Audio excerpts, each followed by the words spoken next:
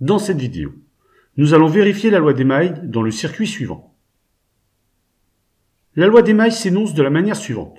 La somme des tensions le long d'une maille est égale à 0 volts. Nous allons tout d'abord vérifier la loi des mailles dans une maille contenant un générateur. Ici, nous étudierons la maille A, B, C, F, A. On va donc mesurer les différentes tensions dans cette maille.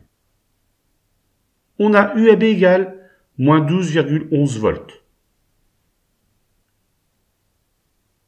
UBC égale 5,38 volts. UCF 6,73 volts. Et enfin, UFA égale 0 volts, ce qui est normal car la tension est toujours nulle aux bornes d'un fil électrique.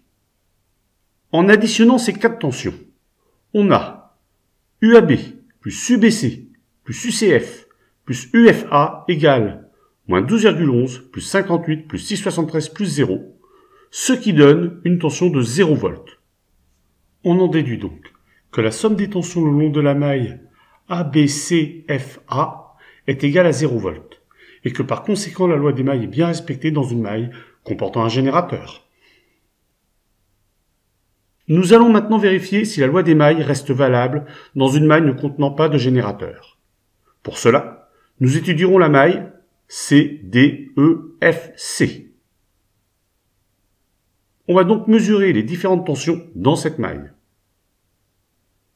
On a UCD égale 2,14 volts.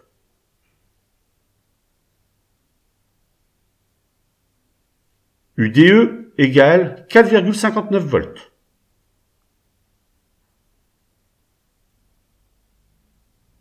UEF égale 0 volts, ce qui est normal car la tension est toujours nulle aux bornes d'un fil électrique. Et UFC égale moins 6,73 volts. En additionnant ces quatre tensions, on a UCD plus UDE plus UEF plus UFC qui est égal à 2,14 plus 4,59 plus 0 moins 6,73. Cela donne une tension de 0 volts. On en déduit donc que la somme des tensions le long de la maille CDEFC est égale à 0 volts et que par conséquent, la loi des mailles est bien respectée dans une maille ne comportant pas de générateur.